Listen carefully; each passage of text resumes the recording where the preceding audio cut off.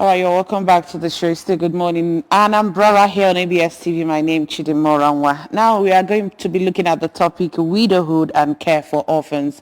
You know that these people we are going to be talking about today, they are some of the vulnerable in our society, and most times we need to take care of them, because if we leave them just like that, we know that societal and some cultural beliefs might also be pose a threat to their existence. So today we'll be looking at widowhood and care for orphans. We also have guests in the studio this morning that will help us to talk about this. We have Mrs. Amaka Ezike, the SSA to the governor, the wife of the governor. Good morning and welcome to the show. Thank you very much. It's my pleasure. We also have Mrs. Winifred Okafor, founder, Nelvia Foundation, an organization that empowers widows, youth, and vulnerable in the society. Good morning and welcome to the show. Thank you Mrs. very much. Thank you very much. All right. Before we start our discussion this morning, we'd like to bring a message to you. It's about youth debate that is going to be happening right here in Anambra State.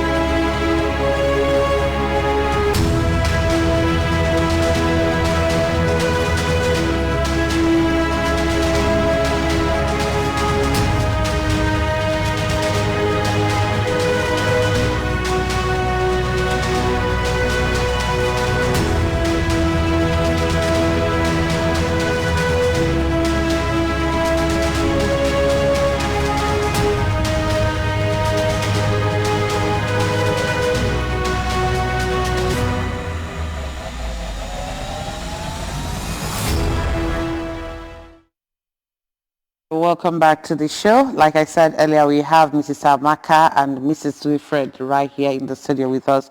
We'll start with Mrs. Amaka before we start talking about some of the challenges this youth are facing and what your organization is doing to help the widows rather and the orphans in the society. Now, the first question I want to ask, why do we need to protect the interest of the widows and orphans in our society? Thank you very much. When you talk about widows, we are talking about women that have lost their husband. They don't wish to have that. But nature has made it that one day one person is going to left and another person will be back. That's what we pray for. We don't pray for the two to go. But when it happens, you find out that a lot of them have been like somebody that has been exposed out there. They are so vulnerable to every single thing, psychologically, socially, financially, emotionally. They are just like people that are in the wilderness. And they need people to love and compassion to bring them back to reality. A lot of them are like people that are already losing their focus, their grip on things in life. So they need to be helped. And then the orphans are almost like the worst of. Suddenly you find out that a father or a mother is no longer there, probably the breadwinner. You are going through the grief of losing our loved ones, and at the same time, some of them are lacking the basic things in life. And then if people don't come to their help, a lot of them drifts away. A lot of them never gets back to their normal self again. So by the time you find out that, oh, this person is actually vulnerable, that's why they use the word vulnerable. This woman is vulnerable, this child is vulnerable. How do we help? Then you have to move out to help them. Okay. Yeah. Winifred, let's come to you now. As a widow, when you lost your husband, did you receive any kind of support from any organization, from family, from friends, from the church? Because these are the people that we are looking up to sometimes when we are in this kind of situation to look out for us. You know, for a widow to to base your help on outside is a difficult thing. I tried it and it never worked. It won't work. There are people who are around the family even before I lost my husband. But those friends of my husband, they can't give you anything without having your back on the bed. So it's like a compromise. If you're ready to compromise, you are ready to do it for you. But if you're not ready to compromise, what do? I ran to the church. I know how many churches I ran to. I have a single need. I have a pressing need when I lost my husband. And that pressing need has to do with my children. They are all teenagers. They need a father figure. I don't have anyone. And I know what I went through in the hands of my children those days. And how even the churches, they don't have a setup to take care of the orphans. And that is one of the reasons why because what I went through, it was traumatic for me. You're mourning the loss of your husband and at the same time running around for help, no matter how small it is, you can get. And then somehow, God empowers you and says, okay, go and be the help. So that is the thing. The support is not coming from anywhere.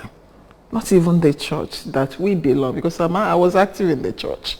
Not even in the church where you belong. It doesn't come out. So that is the thing. So yours was quite traumatic. I don't know. Let's come to you, Ms. Samaka. What was the experience like for you? I can tell you that I'm still very fresh. Just losing my husband last year. I'm still in the mood of, I use the word make believe.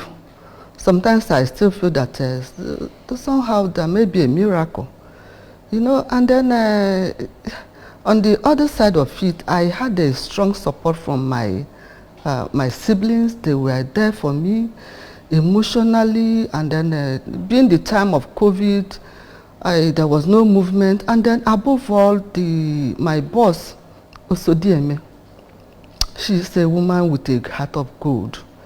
Immediately she ran to my help, just because my husband died of accident. It was so sudden, and then I really didn't feel it much as at that time.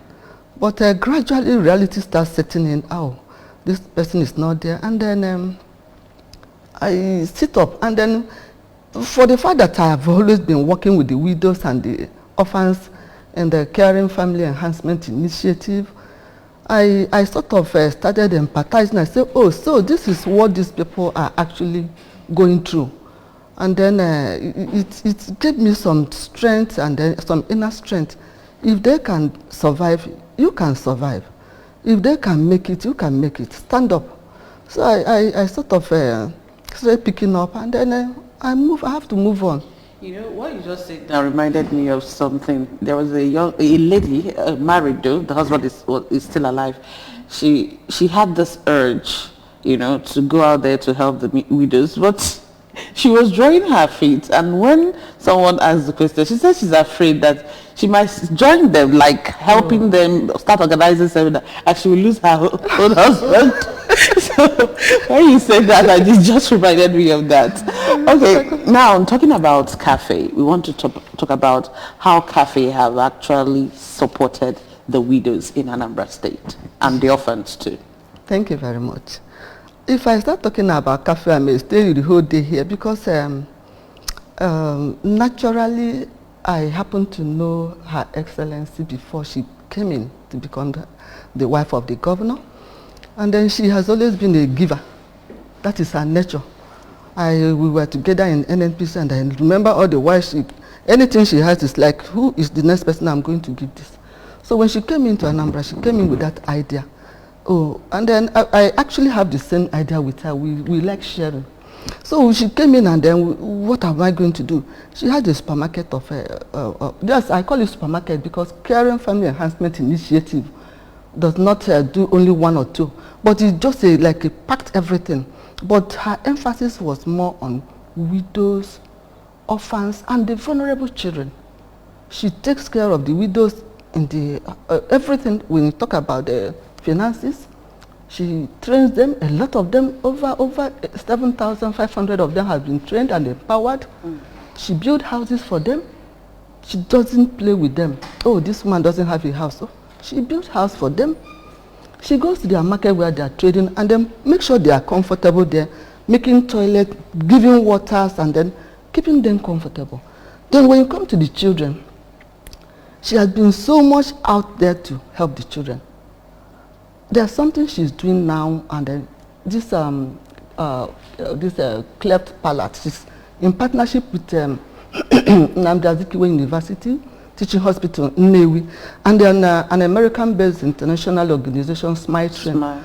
And they have we have reached the nooks and crannies of Anambra State, picking up children that most of them had been abandoned, most of them had been locked up, and then we pick them up, take them to hospital, operate them freely, and then return them back to their families. And then what about the ones, she has been the school children, she has made sure they go to school, they are giving back, they are giving school equipment to go back to school. Some of them have been paid school fees.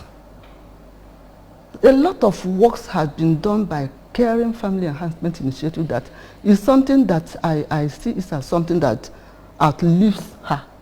Because she has set a precedent that people have to actually key in. And then thank God that right now in Anambra, a lot of organizations. Yeah, we still come back to that. So when you tell us about how you're partnering with some of these NGOs and this organization like Nelvia, right? So let's talk about Nelvia Foundation, how it started and what's your mandate, how are you supporting the widows, the vulnerable, the orphans in the society, knowing fully well that you've been there and you've seen it all, and you said that your experience was quite traumatic. Okay, the takeoff is even something I didn't understand. It's not something I was prepared for. I have been there even before I lost my husband. I've been giving a little assistance in the church I go to, environment I come to. You know, that thing is born out of compassion.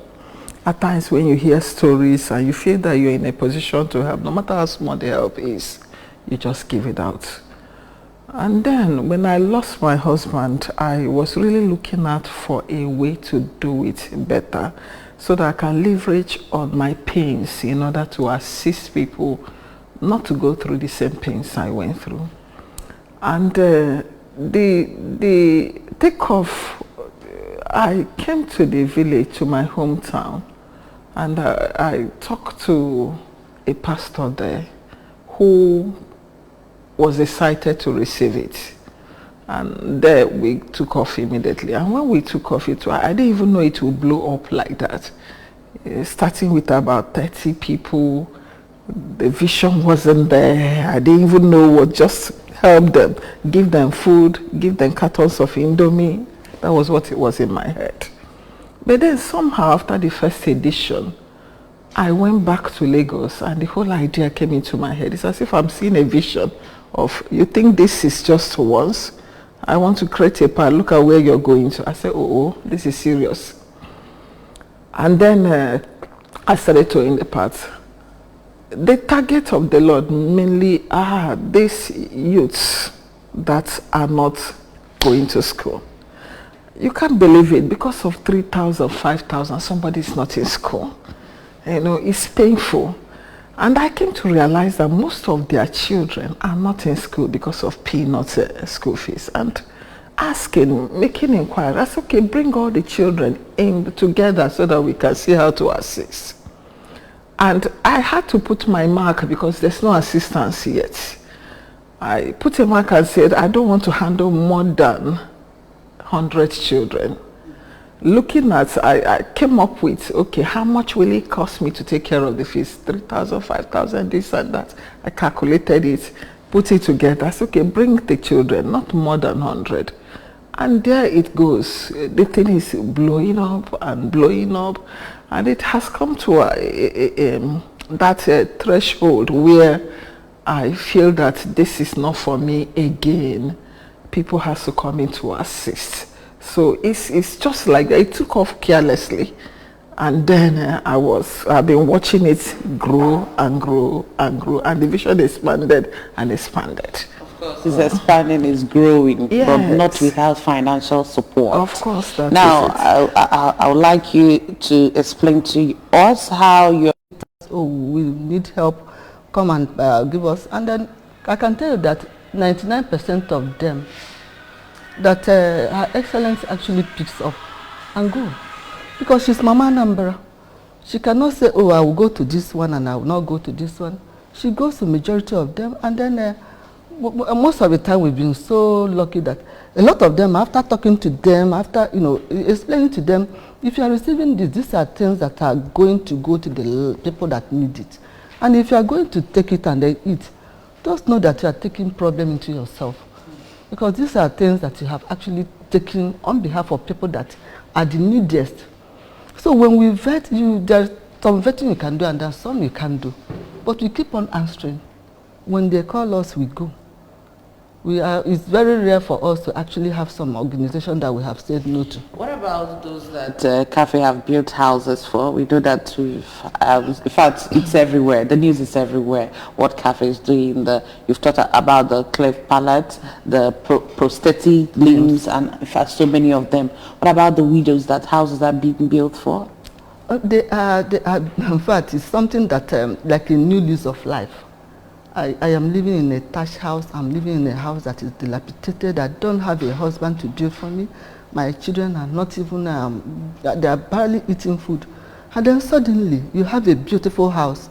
And not only building it, we equip it. We have chairs, we have bed, and then we go and open a borehole. Make sure that you are opening, according to one mama. Mama say, now I can pour shower on my head. And then it was something that was touching. They are being given a new lease of life. They are being given hope when they feel that hope has been lost. And then apart from that, most of them, after that, we still go to their houses to monitor them. Mama, how are you? I hope you are doing well. Like the one that's one in my community, I was the third to benefit from their image. And then once in a while I go to her house. How are you? How are your children? Oh, ma'am, please help me greet Osodiem. I'm doing fine. No, you can see me. Now I've added weight. So now I am looking fine. My children are now doing well. And then these are the things that actually gives her the morale to keep on going and keep on pushing. Because in actual fact, she doesn't have any finance. She gets money from outside and they use it to work. She collects from here and use it to give out here. So that is the thing. They are all doing very well and they are appreciative. And then we keep on seeking for God's grace to continue to do it, because I know after the regime, it's not going to stop. Yes. Wow, I know a lot of people want to hear this, what you just said. They want to hear you very well. Say it again. At the end of the regime, yes, Cafe is not going to stop doing good.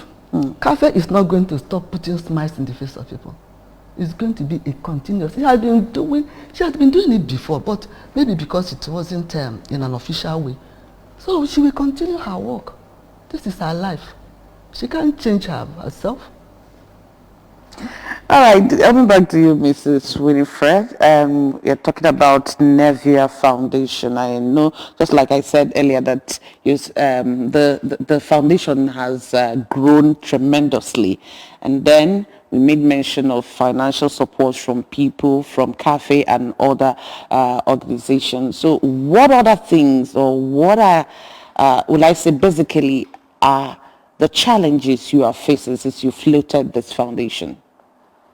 No, since we normally have a monthly program, it helps us to know the challenges, get so close to these widows, even the new ones, and we see that the vision is expanding and is expanding. We added to the services we render these elderly widows. There are some of them that are living in isolation. They are so lonely that if you don't take care of them, they die off easily. So what we do now is that on every of our monthly programs, we organize and get cartons of Indomie, at least something that will last for them for the next 1 month. and sent to their places. I say, okay, be using this until we come back to you next month. These are the challenges when you're running. You keep hearing people say, oh, there's somebody there, she doesn't have a child, or the children are in Lagos, nobody visits her, she's just there lamenting and all those stuff. So we went into that again. And then the challenge, the greatest challenge we have now is our children that are coming up to enter into the university. And some of them did very well, even in JAMB. One of them is here. You know, he has all the qualifications to read medicine, both the subjects, because we keep telling them when we are nurturing them that, listen, though, if you don't get between 1st to 10th, we will drop you off, because we don't want to work with failures. You must have to be serious. And then when we are nurturing these children, we notice that some of them are poor in setting. These are things that when you see, you look for a way of making it up again. We notice that some of them are poor in certain areas of their subjects. We had to arrange for an external lesson teacher to come to them again, to come and give them free coaching on maths and all those relevant subjects that will help them. And all these things require a lot of funding, because the more you see it, the more compassion compels you to do something. And then you look at your pause. This is not an individual project. This is a heavy load. But compassion will not allow you to drop it. Instead, you will hold on God and pray and say, God, sort your people out. So this is area where we want people to help us. Some of them are entering into the university. And the cost, the other day I sent somebody to go and get me the cost of going into a medical school at Nelvia Empowerment University, and I got the cost. It wasn't a small thing, but they have to go to school. These are the areas where we need support from CAFE and from other meaningful, well-meaning Nigerians. This is something that is done out of sincere intention. We started it. Next month it will be 1 year that this foundation have run it single-handedly. Now, after our first year anniversary, which is next month, I'm looking forward to people coming in to come and help us in order to achieve all the objectives. All right, we'll still continue with our discussion right here in the studio, but right about now we want to go to the streets to hear what people have to say about what we're talking about today, that is care for widows and orphans in our society. Stay with us.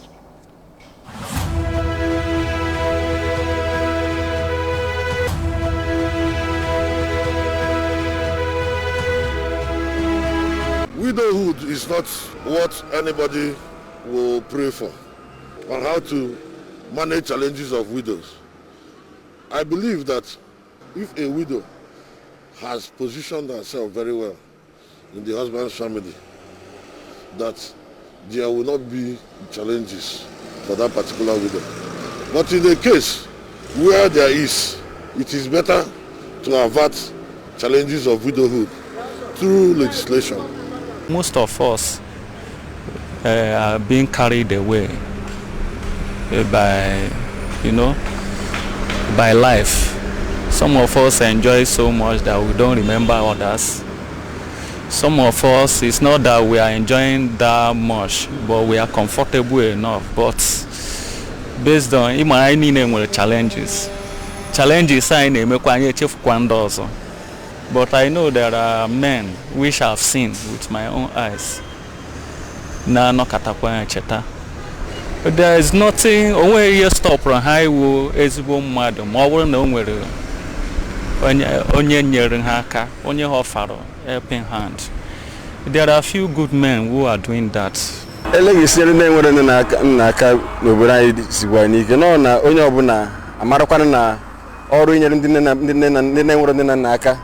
Our government called it, not the Remunagi. Only open another than call game. Abruna, only Noginaku, when every winning gets by government, Biariansu. In our own way, him way, injuring than Naka. A bamboo, no Ninkagi.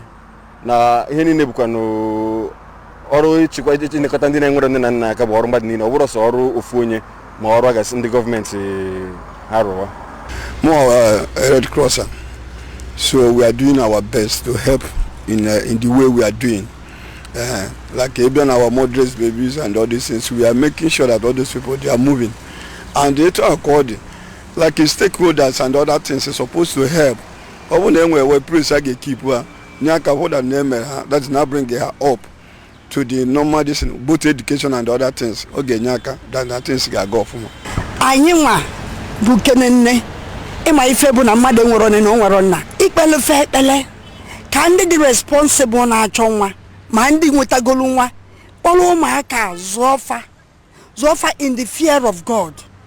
I believe na kpọrọfa ndị dị responsible kpọrọfa ọbụrụkwa ndị ọkọ otu na-eji mmadụ eme ọgwụ ego kpọrọfa zụọfa ụmụaka will turn out to be very responsible. After many of them ndị mmadụ kpọrọ zụsịa faburu nnukwu mmadụ odi ndị aka Chineke na-ekwasị anya karịa ndị nke nwana si na amụrụ fa na fa nwere nne nwee nna no parents ji ego kama ihe eje na-achọwa house help ije dutegodo nke dị mashọd na-enyere gị aka ọ malụgo ebe o si o mess up because ọ ma na ị chọrọ gị nyere gị n'aka ndị ga-etigharị anya bụ ndị kapelu mpe anakọtasị ya na amakwa ebe si ekpọta gị mgbe ị train such a child afụgo m ndị train fa ụmụaka na-adị exceptional. Chineke nwe ka o si eme ife ụdị ndị ahụ ọ na-akpọchapụrụ fa anya anyị mee ya otu anwa na-eche efa na ekpele. In fact Chineke ga-eme nke o ji wepụrụ iche ọ ndị anwa na-abụcha ọha ya bụ gọvanọ bụ kọmishọna mbụrụta ihe niile anyị na-eche na onwe ndị edobere.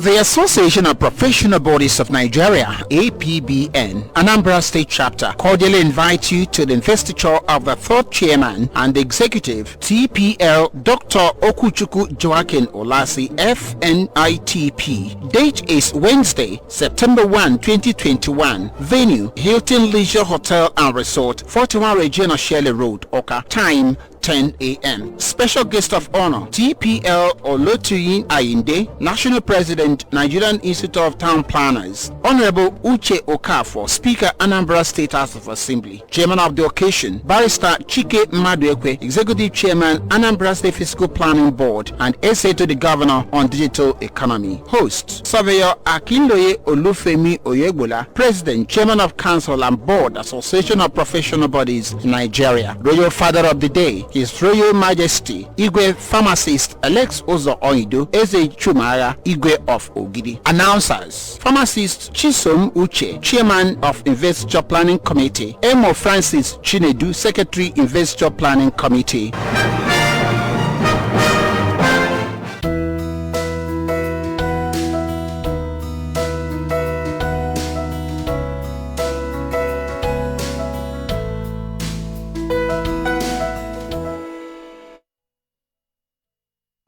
All right, you're welcome back to the show. We've heard it all from what the people outside the street have to say concerning what we are talking about today. That's widowhood and care for orphans. So, Mrs. Winifred, you heard what some of them said, especially the woman that was saying that if you want to employ a house help, you should go and employ someone without father or mother. That they are the people that are so obedient. And I don't know. Well, that made me laugh actually. So I don't know. Do you also share that view with the women? At all. These children, I remember when I lost my husband newly, I'm so addictive to relating with the orphans, the fatherless youth, that I decided that whether house boy or house girl or shop boy, all of them must be fatherless. The first person I brought to my house, he is 13 years old, going to school. You can't believe it. He prepared for going to school, carried his bag, went downstairs, carried my car key, and then entered into the car and tried to drive the car to school. Apart from the issues I was having with him in the house. And being somebody who, I love what God loves, because God loves us to be part of the affliction of the widows and the fatherless. So what I'm doing, I'm passionate about it. I love it. So I love this boy so much as I love my children, that I was trying to build him up, correct him. But hey, if it is Igbo, I see no it wasn't funny at all for me to live with him. So I didn't share that view at all, that they will know you're trying to help the person, and as such the person will behave himself or herself in the house. No. All children are the same. It's when you bring patiently and prayerfully, you groom them up for the Lord. Because I see these things as to doing it unto the Lord, not unto man. And the second person said something about he said about occultic people. He said anybody who will take care of the fatherless should be somebody who is not occultic.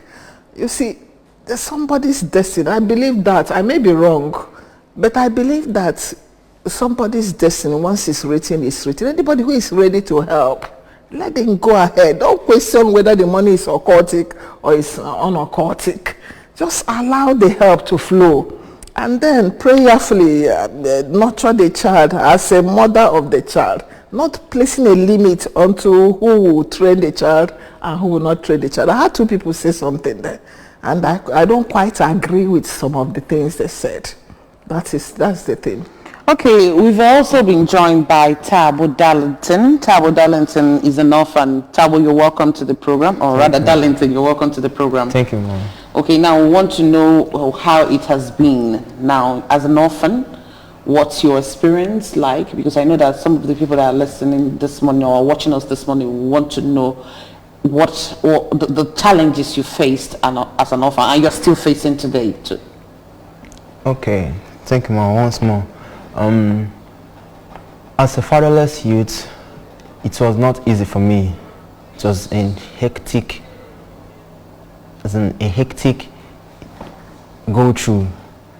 I lost my dad when I was 11 years, and that was my just one.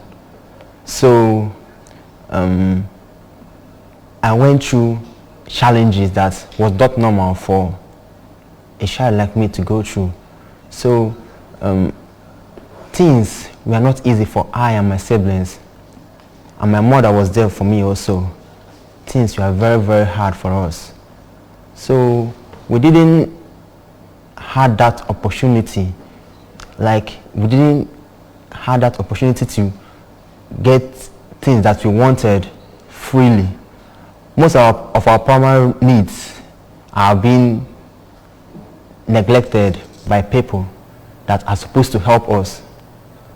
You understand? So then along the run, when I lost my dad, my aunts, my uncles, they offered help.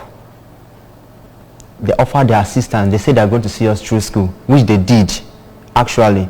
So along the run, they stopped their assistance. That was my gesture. They stopped their assistance and left us handicapped. So we looked unto God for help. So it was not easy at all. It was not easy. It was very, very traumatic. So I was being ridiculed in classes and chased out of school because of school fees and all that. So along the run, I finished my SS3 and came out. You managed to finish. I managed to finish my SS3 and came out of school. Then the second phase of my life was to take my JAMB. I took my JAMB and excelled, but the issue was I had no sponsor. Although we struggled to get some contacts, for my uncles, my aunts, and relatives to know whether they can sponsor me to go to school, but the help was all to no avail. So I had to stay. So what's the situation like now? Have you gotten the support, someone that will sponsor you to go into the higher institution, or are you still looking out for sponsor? Now I've gotten a sponsor, Nelvia Foundation. They are so wonderful, they're so caring, they're so much more like a father, because my father was actually the breadwinner of my family. So this Nelvia Foundation came in, and I saw that opportunity for me to go to school and get what I want, free of charge, nothing. They even render help to mothers, that's the widows, to put in their businesses. They do a lot of things, actually. So right now, Nelvia Foundation is there for you to sponsor you to further your education in the higher institution. Wow, that's a good one. I'm coming back to you, Mr. Maka. Now, is it that when you take a widow, now decide to take on a widow, take care of the widow, you also take care of the children as well, the children of the widow? The children of the widow are their greatest headache. They are their greatest challenge. The moment you remove the burden of these young children from the widows, you have solved about 75% of their challenge. So we target those children to move them out from them so that they can be relaxed. Because it's not easy for somebody to be running around for what to eat and money to train the children. You can hear him. This boy has taken JAMB before. He couldn't go to school. He passed JAMB well. He couldn't go to school because there was no sponsor. He couldn't even take the second JAMB. This one he took. It was an opportunity that came in. There was a message, if there's any fatherless youth that wants to take JAMB, they should come up. He was the last person to take JAMB here. And I tell you one thing, he had 300 plus in his JAMB score to read medicine in school. How can you neglect such a talent? How can he be boxed up and left like that? He has taken JAMB, the first one, he made it, he didn't go to school, and now he reserved himself to fate. Okay, if God allows me to go to school, I'll go to school. These are the people we look out for, so that we fish them out where they are. Bright students who want to go to school.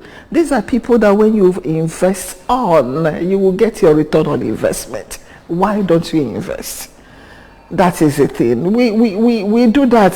The greatest thing we do for the widows is pull out their children from them in order to empower them educationally.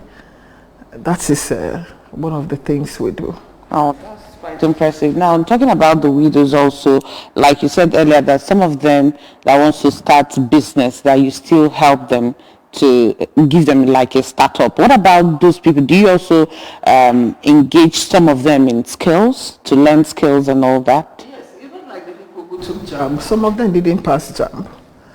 And we are working towards the people who can't go to university. Can they go to polytechnic? Can they go to these places where they can acquire skills?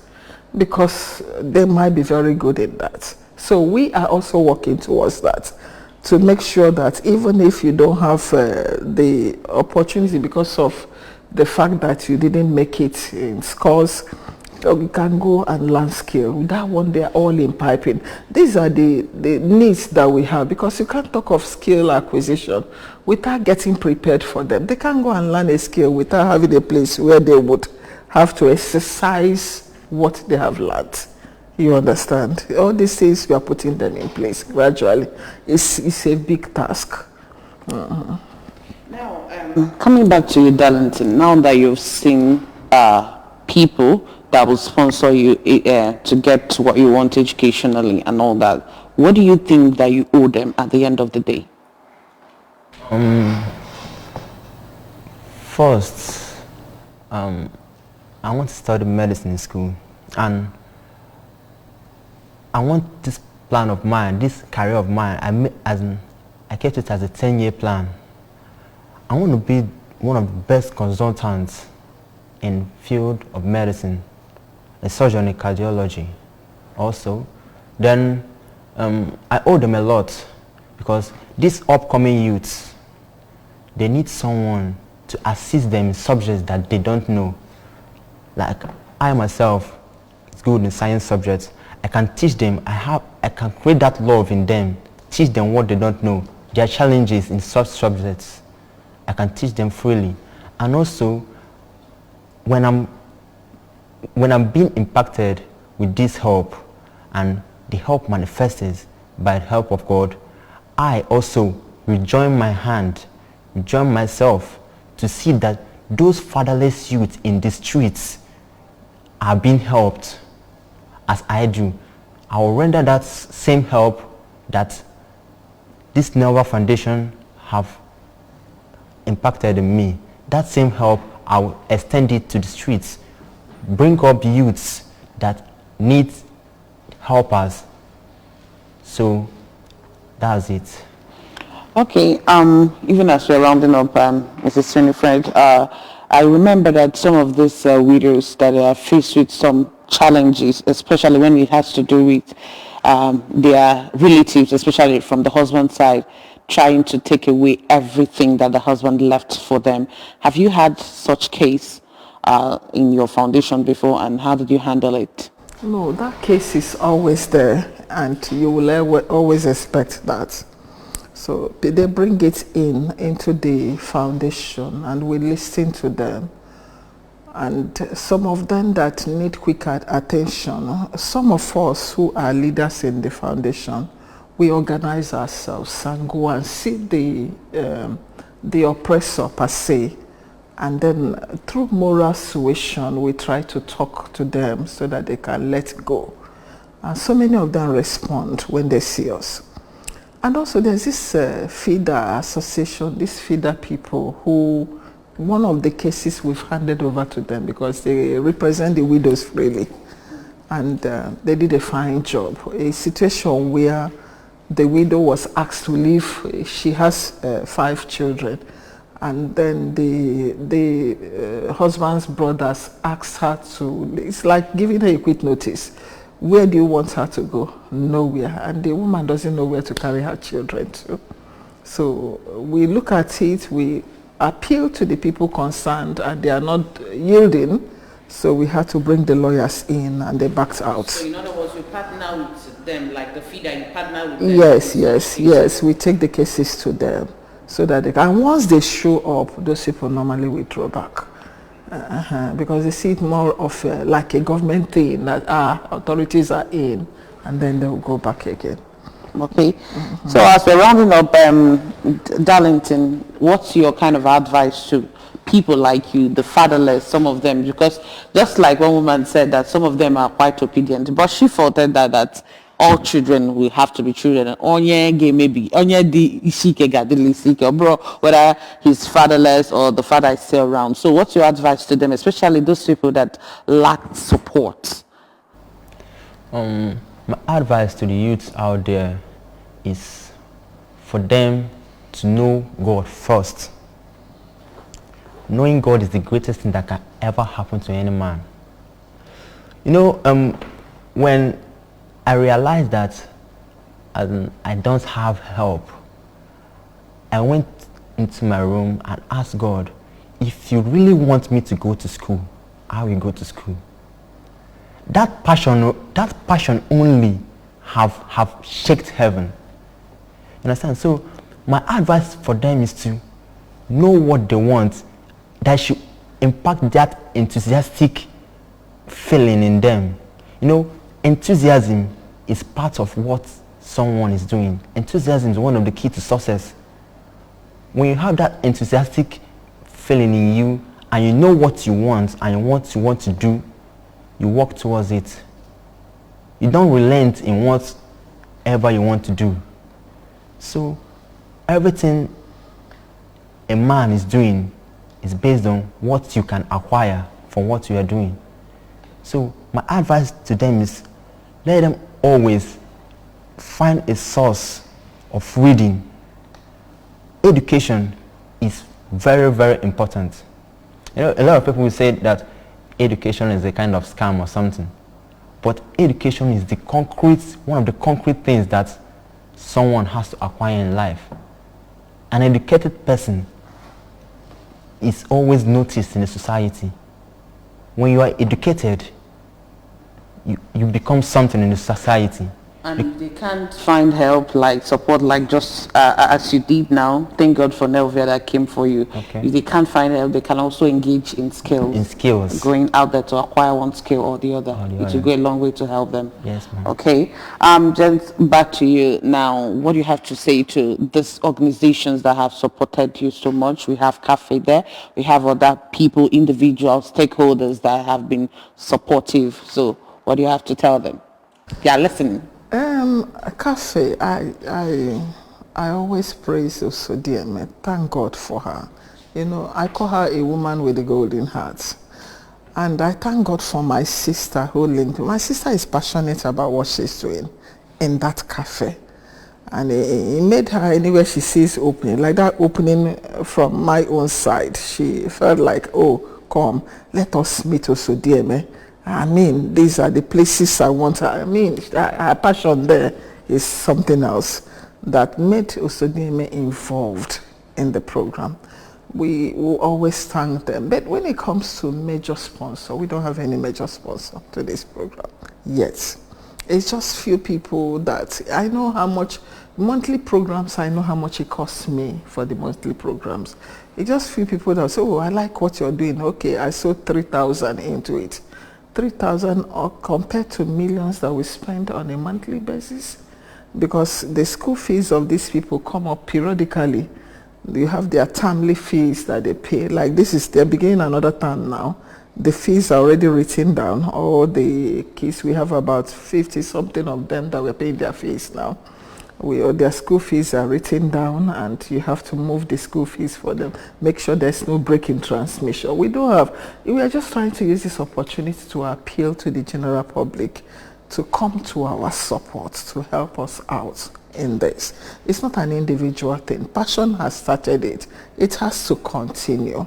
And people we pray that God will stir up a lot of people to come and join us with us there, because we don't have a major apart from Osodieme, who has done it once. We don't have any other major sponsors, but we hope to have. That's what we are, one of the reasons why we are here. All right, I want to say a very big thank you to you for joining us on the show today.